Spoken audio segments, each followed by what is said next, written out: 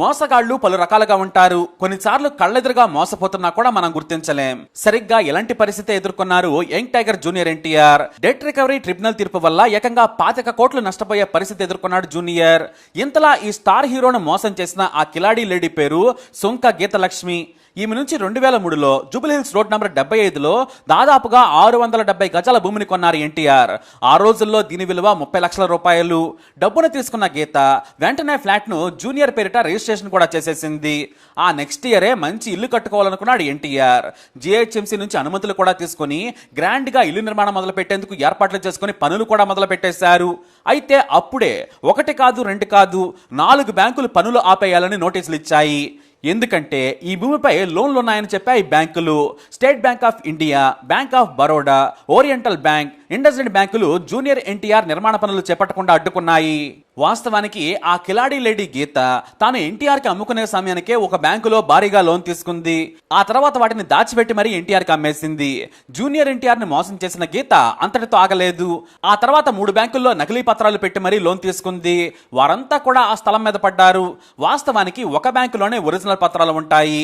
మరి మిగతా బ్యాంకులు లోన్ ఎలా ఇచ్చాయనేది పెద్ద మిస్టరీ. అయితే జూనియర్ ఎన్టీఆర్ ను బ్రోకర్ నుంచి లాయర్ల వరకు మోసం చేసి ఉండాలి. లేదంటే వారు కూడా సరిగ్గా పరిశీలించి ఉండరు. ఎందుకంటే జూనియర్ ఎన్టీఆర్ పేరు మీదకు రిజిస్ట్రేషన్ ఎలా జరిగింది అనేది కూడా పెద్ద మిస్టరీ. అందరూ కలిసి పాపం 2003లో టోపీ పెట్టేశారు. చిన్న వయసులో ఉన్న జూనియర్ ఎన్టీఆర్ వారి మోసాలను గుర్తించలేకపోయారు. పైగా సింహాద్రి హిట్ తర్వాత ఒప్పుకున్న సినిమాల ద్వారా వచ్చిన పారితోషికం మొత్తంతో మొదటిసారి కొనుక్కున్న ఆస్తి అది.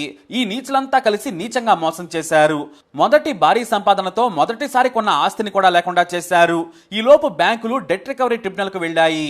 దీంతో కేసు ట్రిబ్యునల్ పరిధిలోకి వెళ్లిపోయింది. సుదీర్ఘ విచారణ అనంతరం 2019లో కోర్టు తీర్పునిచ్చింది. అది కూడా బ్యాంకులకు అనుగుణంగా. ఎందుకంటే ఆ కిలాడీ లేడీ జూనియర్ ఎన్టీఆర్ కు అమ్మక ముందే లోన్ తీసుకుంది. ఇక ఆ తర్వాత అంటే ఎన్టీఆర్ భూమి కొన్నాక కూడా ఆమె లోన్లు తీసుకుంది. అయితే ఆ భూమితో బ్యాంకుల రుణం తీర్చుకునేందుకు ఆ భూమిపై బ్యాంకులకు హక్కులుంటాయని తెలిపింది న్యాయస్థానం. దీంతో ఎన్టీఆర్ షాక్ అయ్యారు. తనకు తెలియకుండా లోన్లు తీసుకుని మోసం చేశారని, నేను చట్ట ప్రకారం రిజిస్ట్రేషన్ చేసుకున్న తర్వాత నకిలీ పత్రాలతో లోన్ తీసుకుంటే తాను ఎలా బాధ్యత వహిస్తానని ఎన్టీఆర్ తరపు న్యాయవాదులు హైకోర్టును ఆశ్రయించారు. 2019లో ఎన్టీఆర్ పెట్టిన కేసుపై ఎఫ్ఐఆర్ కూడా నమోదైంది. ట్రిబ్యునల్ నుంచి తీర్పు కాపీ పత్రం రాగానే హైకోర్టును ఆశ్రయించారు. అయితే ఎన్టీఆర్ గీతను నిలదీయగా తాను మీకు అమ్మేటప్పుడు ఒకటే లోన్ ఉందని చెప్పింది. దీంతో ఆయన చెన్నైలోని బ్యాంకులో డబ్బిచ్చి లోన్ క్లియరెన్స్ చేసి ఒరిజినల్ డాక్యుమెంట్స్ ని తీసుకున్నారు. తన పేరు మీదకు రిజిస్ట్రేషన్ చేయించుకున్నారు. కానీ 1996లోనే ఈ స్థలంపై రుణం తీసుకున్నట్లు ట్రిబ్యునల్ ముందు చెప్పాయి బ్యాంకులు. అంతేకాదు ఆ స్థలం మాకే చెందుతుంది. దాదాపు 7 ఏళ్ల తర్వాత ఎన్టీఆర్ భూమిని కొన్నారు.